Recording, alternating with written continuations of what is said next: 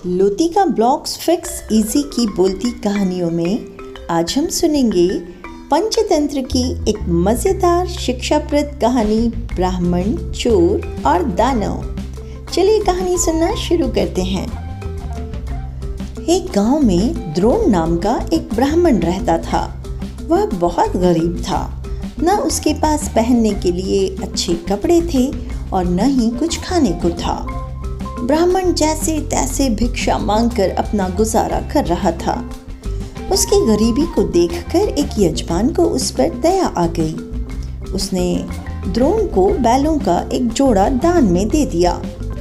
बैलों को गोधन मानकर ब्राह्मण द्रोण उनकी सेवा पूरी लगन के साथ करने लगा।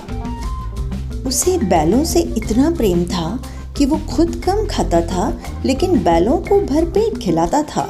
ब्राह्मण की सेवा पाने के बाद दोनों बैल तंदुरुस्त हो गए। एक दिन हट्टे कट्टे बैलों पर चोर की नजर पड़ गई। बैलों को देखते ही चोर ने मन ही मन बैलों को चुराने की योजना बना ली। योजना बनाने के बाद रात होते ही चोर ब्राह्मण के घर बैल चुराने के इरादे से निकल गया।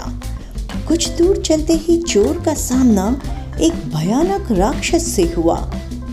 राक्षस ने चोर से पूछा, तुम इतनी रात को कहाँ जा रहे हो? चोर ने कहा, मैं ब्राह्मण के बैल चोरी करने जा रहा हूँ। चोर की बात सुनकर राक्षस बोला, चलो मैं भी तुम्हारे साथ चलता हूँ। मैं कई दिनों से भूखा हूँ। मैं उस ब्राह्मण को खाकर अपनी भूख शांत करूँगा और तुम अपने बैल ले आना। चोर ने सोचा कि रास्ते में एक साथी भी हो जाएगा तो इसे साथ ले जाने में कोई बुराई नहीं है। ये सोचकर चोर अपने साथ राक्षस को लेकर ब्राह्मण के घर पहुंचा। ब्राह्मण के घर पहुंचकर राक्षस बोला, पहले मैं ब्राह्मण को खा लेता हूँ, उसके बाद तुम बैल चुरा लेना। चोर ने कहा, नहीं, पहले मैं बैल चुराऊंगा, उसके बाद तुम ब्राह्मण को खाना। अगर तुम्हारे आक्रमण से ब्राह्मण जाग गया तो मैं बैल चुरा नहीं पाऊंगा। फिर राक्षस बोला, जब तुम बैल खोलोगे तो उनकी आवाज़ से भी तो ब्राह्मण जागकर अपनी रक्षा कर सकता है। मैं इस चक्कर में भूखा रह जाऊंगा। राक्षस और चोर दोनों इसी तरह बहस करते रहे। एक दूसरे की बात मानने को उनमें से कोई तैयार नहीं था। उसी बीच राक्षस और चोर की आवाज़ सुनकर ब्राह्मण जाग गया। ब्राह्मण को जागा देखकर जल्दी से चोर बोला, हे ब्राह्मण, देखो ये राक्षस आपको खाने आया है, लेकिन मैंने इससे आपको बचा लिया। इसने कई बार आपको खाने की कोशिश भी की, पर मैंने ऐसा होने नहीं दिया।